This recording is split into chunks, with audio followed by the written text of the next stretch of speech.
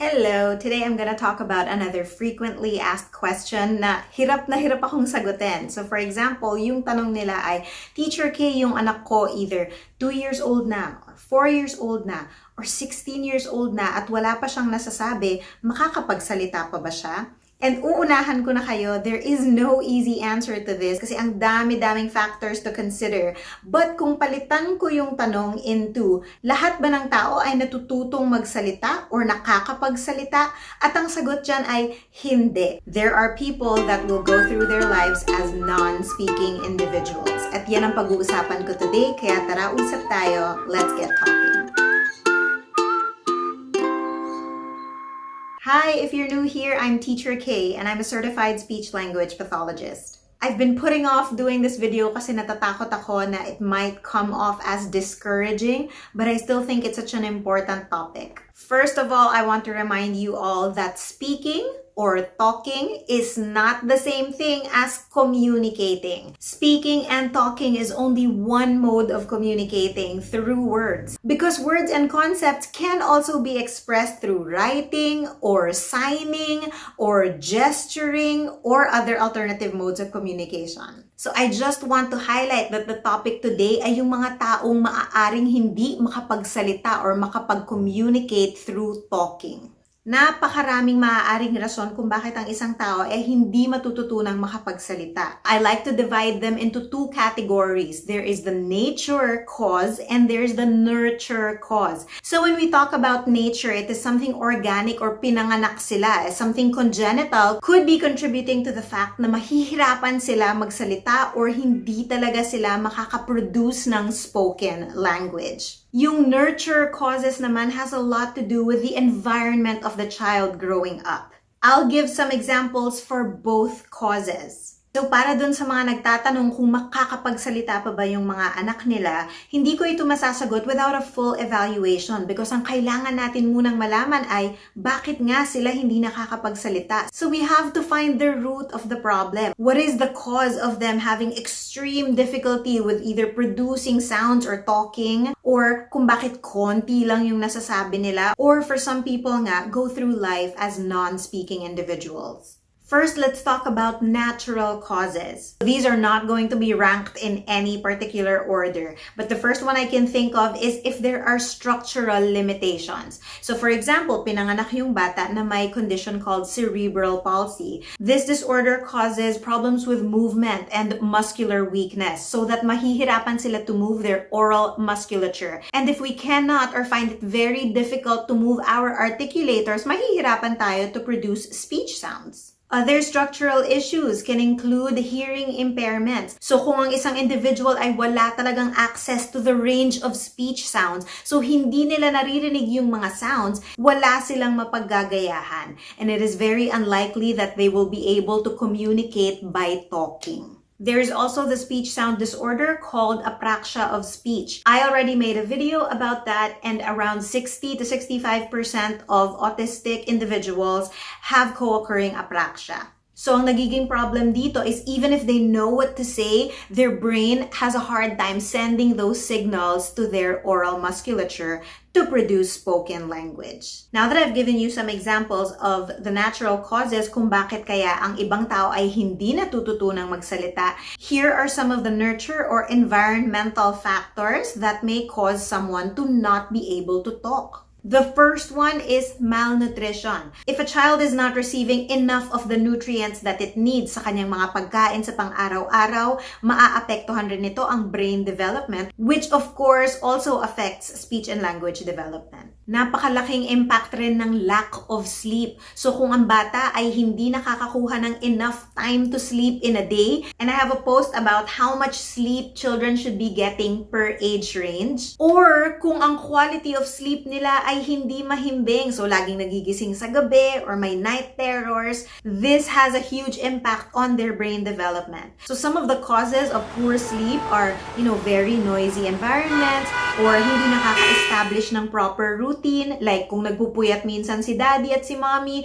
nagpupuyat din yung bata and things like that. And one of the top reasons na naririnig ko for really bad sleep lately is overstimulation from gadgets. One of the many signs of screen addiction ay hindi talaga mahimbing ang tulog ng bata. Now, this next one might surprise some people, but mental health ng bata can also be a cause for not talking. So if a child is in an abusive environment, so it doesn't even need to be direct abuse on the child. Pero kung lagi siyang nakakakita ng nag-aaway, screaming, fighting, violence, that has an impact on their emotional growth. And if they start developing anxieties, and if those anxieties escalate, there have been cases of selective mutism, or the child just chooses not to talk in very uncomfortable situations. And there also have been studies that show that even if they are in abusive environments but not directly abused, there is a stronger chance for it to be a neglective environment. Ibig sabihin yung napapabayaan yung bata. There are families who don't talk to or play with their children for whatever reason. I am not judging you, okay? I know that there are different family situations and I don't want you to feel bad about it na let's say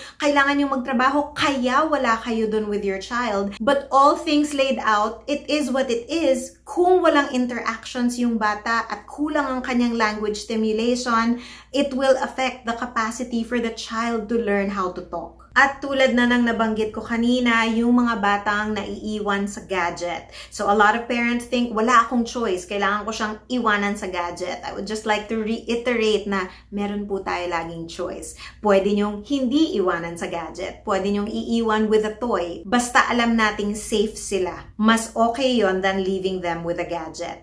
Kahit wala silang ibang kalaro. The overstimulation now from gadgets and watching videos, yan na ang pinakamalaking factor lately na nakikita ko na nagko-contribute kung bakit hindi natututunan ng batang makipag-usap. Now that I've talked about some of the possible reasons that an individual could be non-speaking, pag-usapan naman natin, I always hear this also, may pag-asa pa ba? So since we talked about nature versus nurture in terms of causes, pag-usapan rin natin yung treatment or action points in terms of nature versus nurture. The good news is, ang lahat ng tao ay may neuroplasticity. So this is the capacity of the brain to organize and reorganize itself based on kung paano natin nare-receive ang information or stimuli from the world. I think neuroplasticity deserves its own video. But basically, ang ibig sabihin nito ay lahat ng tao matuturuan. I just want to remind you of the distinction. Lahat ng tao matuturuan mag-communicate. It may not be in spoken language, but there are so many other ways of communicating like writing, sign language, gesturing, or AAC. I already have a video on AAC if you want to look at what I mean about that. Now, knowing all of that, what's the most important thing always? What can we do for everything else in the nurture aspect? Guys, that is what therapy is about. And that is why you need the help and expertise of a knowledgeable person. Kaya I really urge you, kung napapansin nyong hindi pa nagsasalita ng anak nyo or gumagawa ng sounds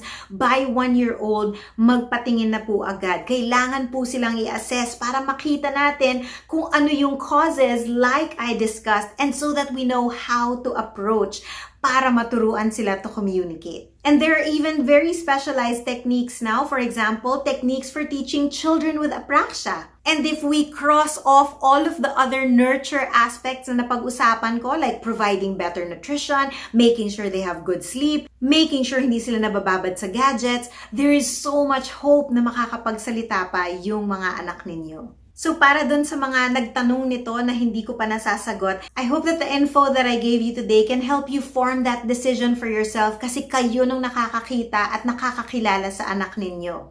And if none of these were the answer, it is all the more a sign na magpatingin na po talaga sa isang speech-language pathologist. So I hope this topic wasn't too heavy for you and gusto ko kayo laging mabigyan ng pag-asa.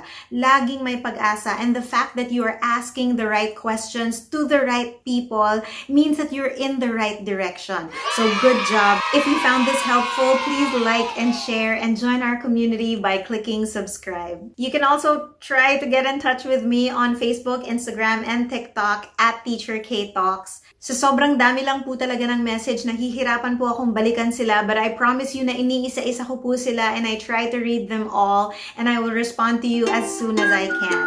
And hanggang sa muli, happy talking and mabuhay!